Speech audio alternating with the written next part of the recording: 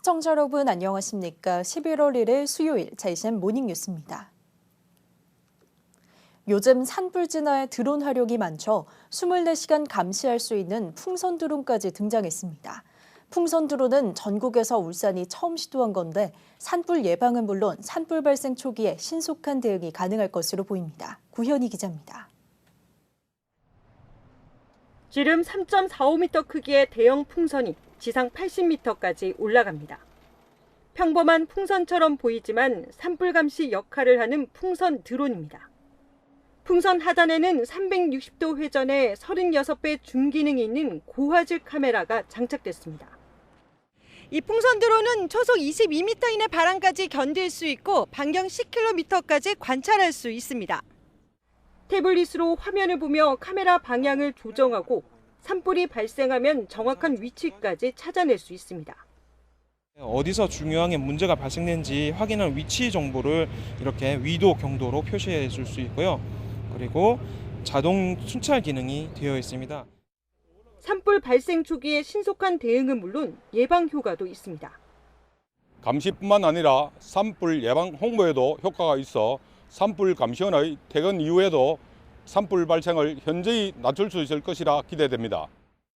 실제로 지난해 방화로 추정되는 산불로 인해 1,000만 원의 포상금까지 내걸었던 울주군 상북면 화재는 풍선 드론이 설치되고서야 멈췄습니다. 여기에 일반 드론과 달리 배터리 교체 부담도 없습니다.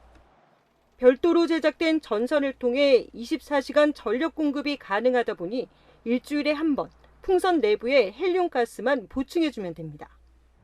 울산시는 우선 올해 산불 감시 취약지인 중구 이파산과 국가산단과 인접한 울산 대공원 등 두 곳에 풍선 드론을 설치했습니다. 또 국가산단 주변에 산불 감시 카메라 6대를 추가 설치하는 한편 내년에는 화재 연기를 감지할 수 있는 AI 카메라를 도입할 계획입니다. 올해 울산에서 부주의로 발생한 산불만 7건, 1억 4천여만의 산림 피해가 발생한 가운데 산불을 막기 위한 다양한 시도가 이어지고 있습니다.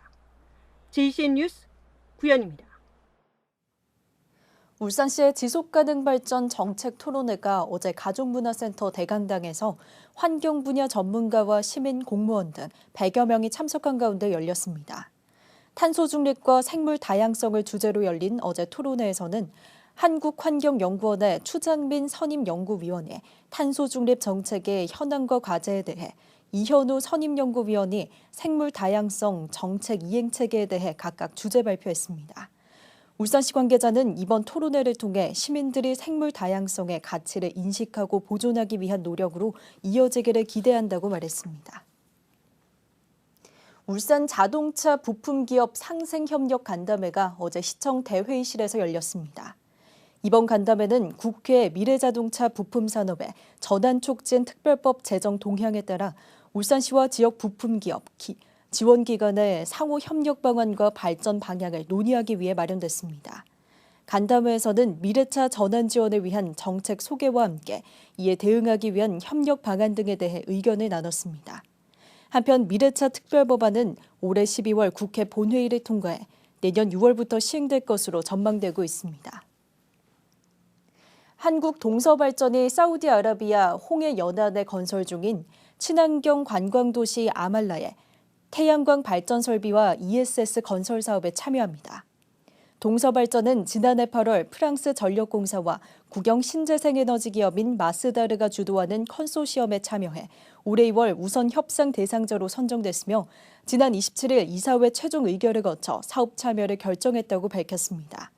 동서발전 컨소시엄은 약 1조 9천억 원을 투자해 태양광 발전시설 248메가와트와 에너지 저장장치 777메가와트시를 설치하고 용수공급시설을 조성해 새로 조성되는 아말라 리조트에 2016년부터 25년간 친환경 전기와 용수를 공급하게 됩니다. 울산 혁신도시의 영남권 숙련기술진흥원이 건립됩니다. 울산시는 어제 중구 문화의 전당 동편에 위치한 울산 혁신도시 클러스터 2의 3부지에 한국산업인력공단 부설기관인 영남권 숙련기술진흥원의 입주를 승인했다고 밝혔습니다. 숙련기술진흥원은 컴퓨터, 정보통신, 기계, 전기전자, 선박항공 등 지역 특성을 반영한 7개 분야 20개 직종에 대한 전문 교육기관입니다. 울산시는 숙련기술진흥원이 완공되면 생산 유발 효과 1,496억 원과 1,295명의 고용 유발 효과는 물론 영남권 은퇴 숙련기술인을 전수위원으로 활용이 가능해 기술 단절 방지와 사회적 역량의 선순환이 기대된다고 밝혔습니다. 숙련기술진흥원은 오는 2026년 12월 완공 예정입니다.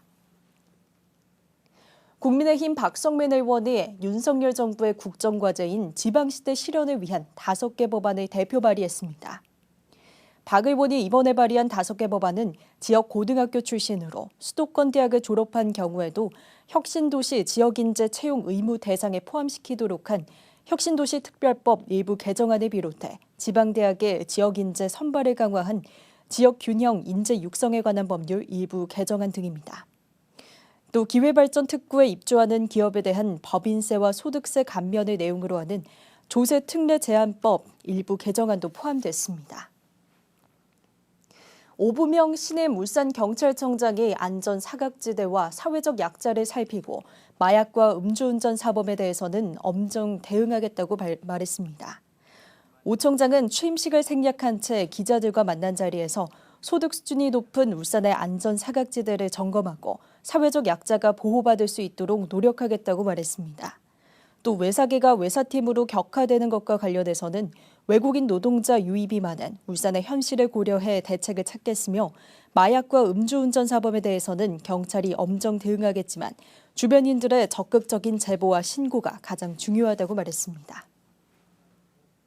울산시는 행정안전부가 주관하는 지역 맞춤형 지방행정과 치안행정 연계서 공모에 선정돼 경찰과 함께하는 길이라는 의미를 담은 폴로 조성 사업을 완료했다고 밝혔습니다.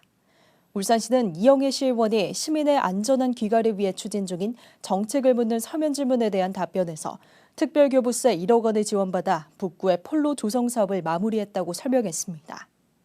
시는 또 중구 병영일동 일대의 조도 개선 등 범죄 없는 우리 동네 쓰리업 환경 개선 사업도 완료했다고 덧붙였습니다. 한편 울산시는 현재 남구에서 운영 중인 안심귀가 지원 앱을 다른 구군으로 확대하는 방안도 검토 중이라고 말했습니다. 울산시의회 홍성우 교육위원장이 초등학생 구강건강 증진을 위해 초등학생 구강건강 지원조례 제정을 추진합니다.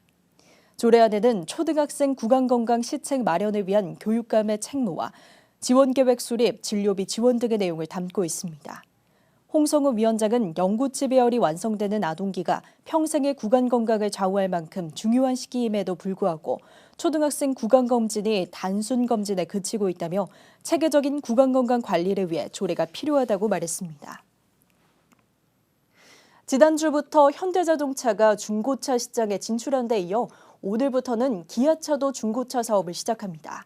소비자들에겐 선택의 폭이 넓어지면서 긍정적이겠지만 기존 중고차 업계는 걱정이 태산일 수밖에 없습니다.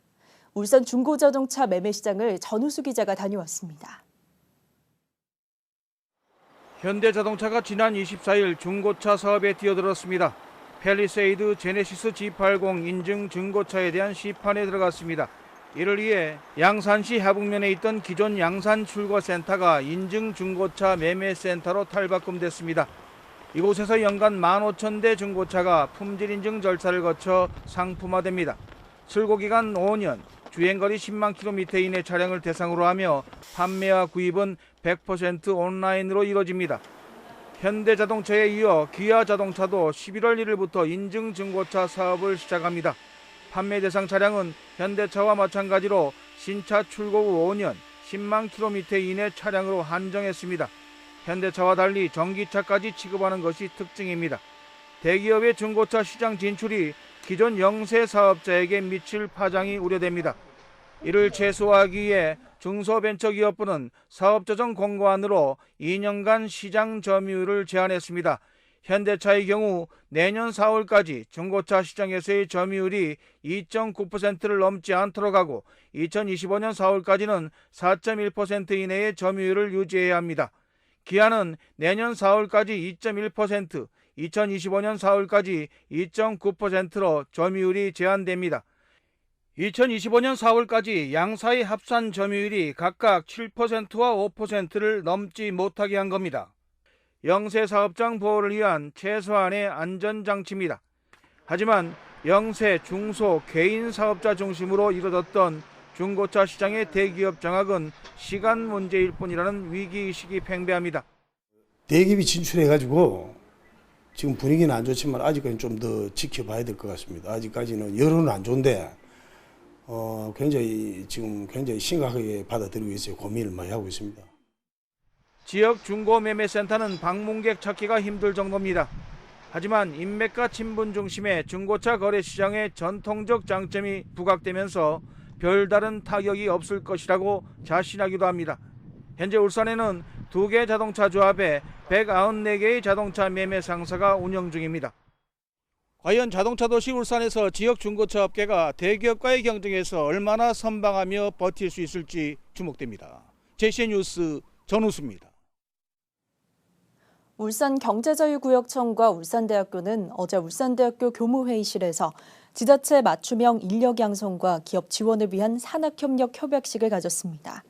이번 협약은 지자체 맞춤형 우수인력 양성과 산학협력 활성화를 위해 마련됐습니다. 협약에 따라 두 기관은 인적 자원과 인프라를 활용한 지역사회 맞춤형 우수인력 양성 지원과 그리고 공동 연구와 기업 지원 프로그램 운영 등에 적극 협력하기로 했습니다.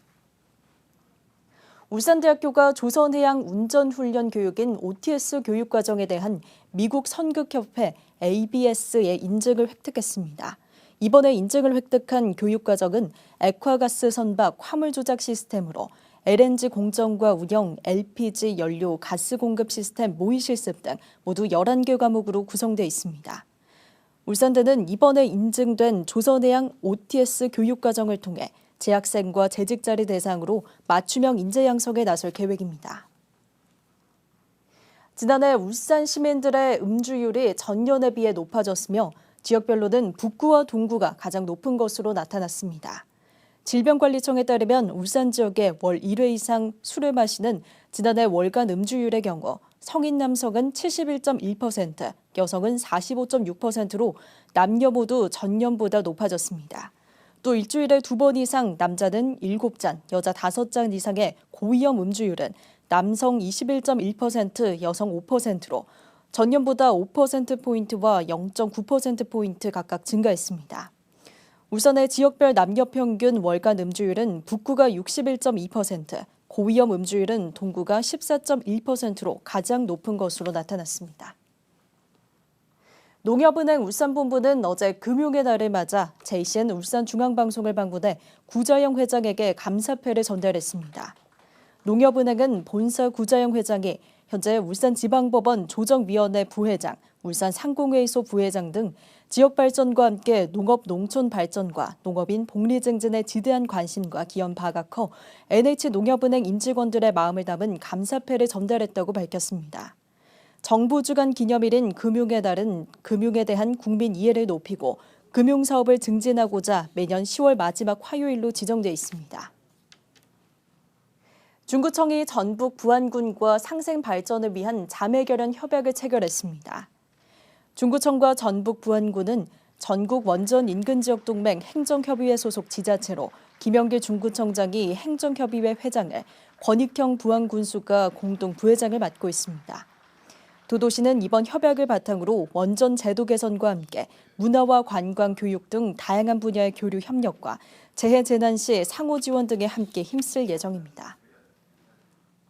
남구청이 울산 소재 향토 기업 주식회사 리틀토이와 남구 관광 홍보 협력을 위한 업무 협약을 체결했습니다.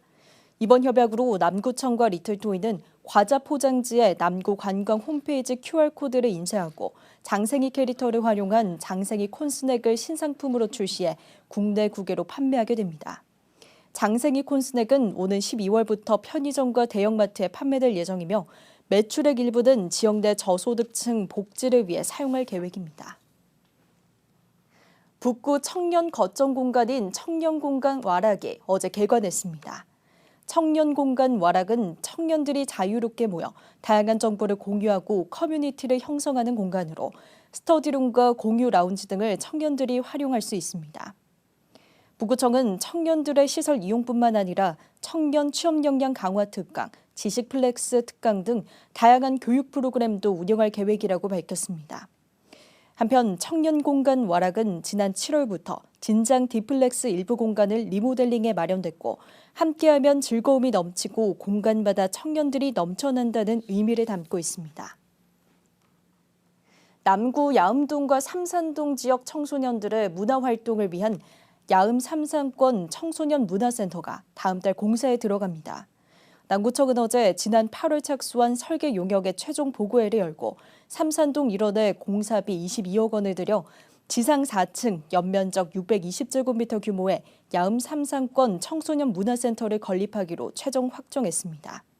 센터는 댄스와 밴드 연습실, 특성화 활동실과 노래방 등을 갖추고 내년 12월 개관할 예정입니다. 자, ACN 모닝뉴스를 마칩니다. 함께해 주신 여러분 고맙습니다.